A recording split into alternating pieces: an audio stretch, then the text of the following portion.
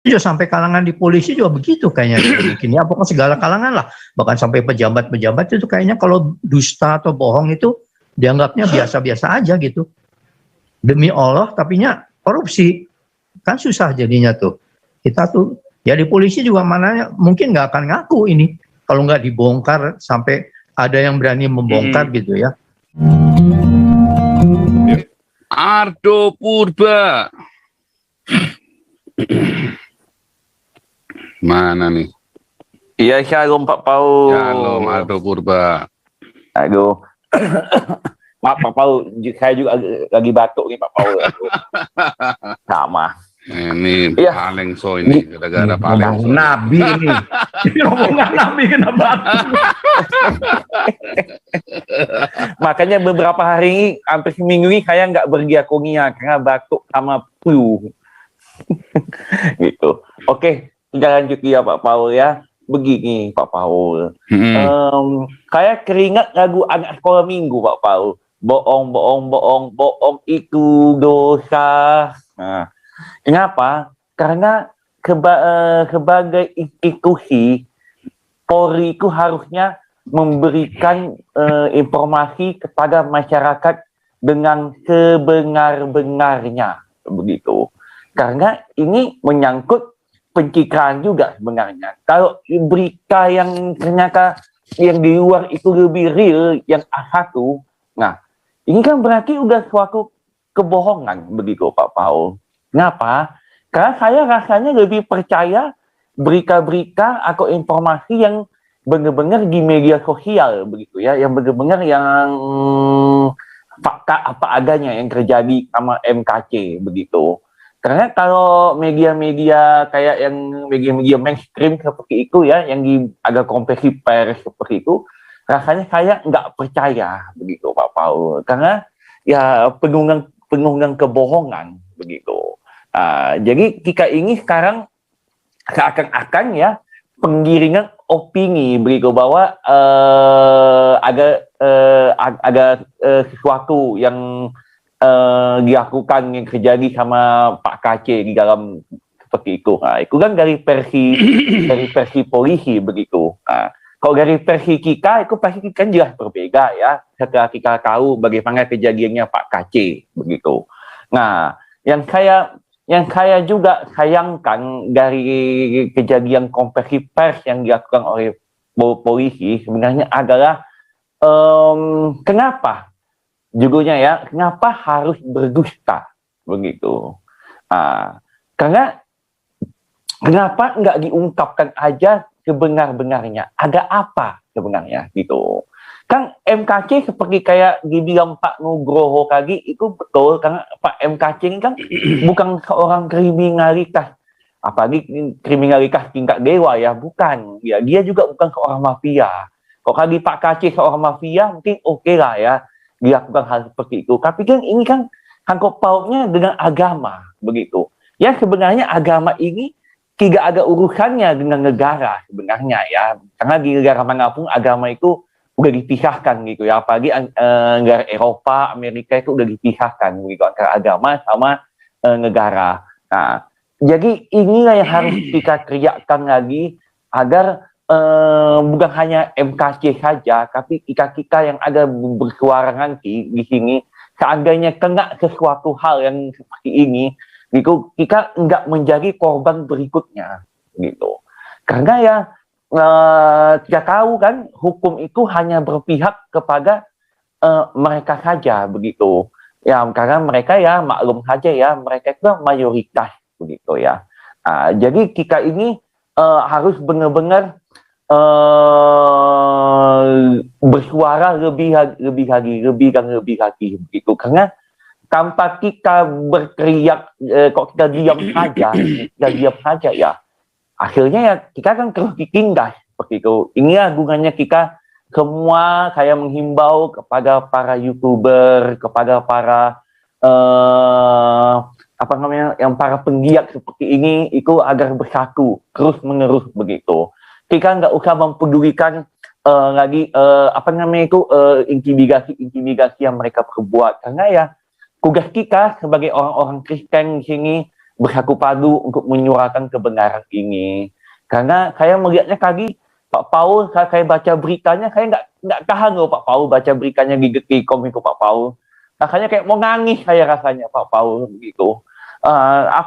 Jadi bagaimana rasanya orang-orang terdahulu ya yang pernah ditangkap sama polisi ya, kan kalau Pak KC kan jelas-jelas terekspo ya media ya. Tapi orang-orang sebelumnya kayak Saiful Ibrahim atau siapa yang pernah tangkap polisi itu kayak mungkin aja kayak Meriana itu mungkin juga disiksa di dalam sana gitu. Meriana yang kasus di Akahan kemarin itu. Begitu. Jadi saya rasanya sangat prihatin sekali Pak Paul karena ternyata dengan adanya konferensi pers seperti ini berarti ini sudah membuktikan bahwa sebenarnya kita tahu apa yang sebenarnya terjadi dan yang terjadi itu sudah terbuka lebar sekarang kebenaran itu. Itu saja Pak Paul, komentar saya Pak Paul. Terima kasih. Betul. Memang kalau melihat dustanya itu, biarlah jangan ada dusta di antara kita, tapi sayang. Tadi ya, kali bohong-bohong itu dosa itu kan.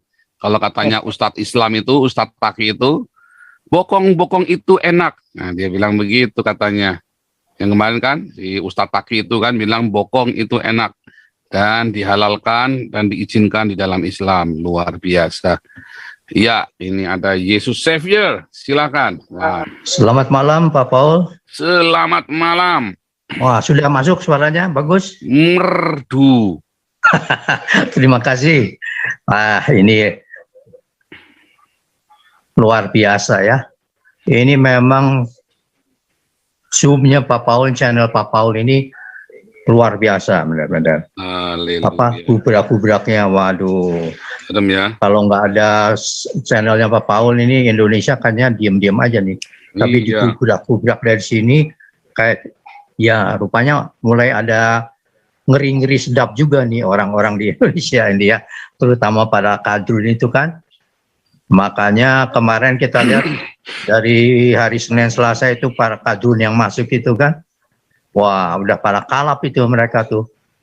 Dan memang kalau dilihat-lihat itu kadrun ini memang raja dusta ya. Sesuai dengan ajaran nabinya mungkin ya. Jadi dari segala kalangan nih saya lihat ini memang dari bawah aja. Kalau kita kadang-kadang lihat di acara di TV itu ada acara The Police tuh Pak ya. Itu kan ditangkepin itu yang orang-orang yang lagi minum, lagi mabuk, kecanduan morfin segala macam. Itu kalau ditanya polisi jawabnya apa? Demi Allah katanya. Demi Allah. Tapi udah jelas dia salah. Bilangnya demi Allah. Jadi kita pengen ketawa juga gitu ya. Gemes jadinya. Nah itu juga sampai kalangan di polisi juga begitu kayaknya. Ini apakah segala kalangan lah. Bahkan sampai pejabat-pejabat itu kayaknya kalau dusta atau bohong itu dianggapnya biasa-biasa aja gitu. Demi Allah tapinya korupsi. Kan susah jadinya tuh. Kita tuh ya di polisi juga mananya mungkin nggak akan ngaku ini. Kalau nggak dibongkar sampai ada yang berani membongkar gitu ya. Saya pikir nah ini memang ya kita coba berdoa aja buat Kapolri, buat Presiden dan yang berwenang lah berani membongkar ini. Karena kasus KC ini saya pikir ini ada hikmahnya juga ya. Ada hikmahnya juga bahwa akan menjadi satu hal yang sangat meledak ini. Dan betul sekali kalau Pak Paul bisa meminta tolong sama Amnesty International itu Pak ya. Untuk menggubrak-gubrak Indonesia ini baik sekali. Karena kalau di Indonesia Amnesty Internationalnya udah nggak ada harapan Pak. Karena itu kadrun itu. Yang ketuanya itu Usman Hamid itu kadrun Pak. Kalau soal yang mengenai pemerintah atau pokoknya menyangkut sama kelompok dia seperti waktu FPI yang 6 orang dibunuh itu, yang terbunuh di tol itu, wah dia kan teriak-teriak itu. Tapi soal ini mana ada suaranya? Nggak ada lah. Bangsa Komnas HAM atau apa yang sini YLBHI itu, di sini mah hanya bayaran semua itu Pak. Jadi betul, bersyukurlah kalau di sini ada, saya pikir ada channelnya Pak Paul, dan orang-orang yang luar biasa seperti Saifuddin Ibrahim ya. Pak Abi itu, wah itu luar biasa betul-betul. Kita mendoakan terus supaya beliau juga channel ini bisa terus menjadi corong sejuta toanya untuk Indonesia supaya berubah. Dan saya percaya kalau Tuhan izinkan ya bisa terjadi perubahan besar dengan adanya kasus KC ini justru ya. Yaitu yang mungkin kita bisa doakan seterusnya, dan kita tetap mendukung, bersuara terus untuk kebenaran ini, yang tidak perlu takut yang berlebihan. Kita terus bersuara demi kebaikan Indonesia gitu. Ya Pak ya. Amin. Itulah, semoga tetap bersuara terus. God bless you all. Selamat malam. Amin. Ya. Jadi memang harus ada yang bersuara dan harus ada yang memviralkan. Nah, itu penting juga tuh. Betul, Kalau nggak betul. kuat, nah harus Betul. diviralkan. Makanya saya kasih, ayo diviralkan ya. Kalau Anda sudah merasa diberkati, wah udah viral terus Anda diberkati dan mendapat uang juga, ya silakan membayarkan perpuluhan kepada Yayasan Damaris, itu rekeningnya sudah ada. Bayar perpuluhannya Yayasan Damaris supaya Anda semakin diberkati, ya itu ya teman-teman yang sudah memviralkan dan nggak sengaja memviralkan, kok dapat duit, nah kan gitu kan. Nah, Anda kalau percaya, Anda bayar perpuluhan ke Yayasan Damaris dari penghasilan Anda supaya Anda diberkati ya. Haleluya. Karena Anda berarti kan terlibat di dalam ngasih makan orang-orang ini kan. Puji Tuhan. Puji Tuhan, luar biasa. Ya, ini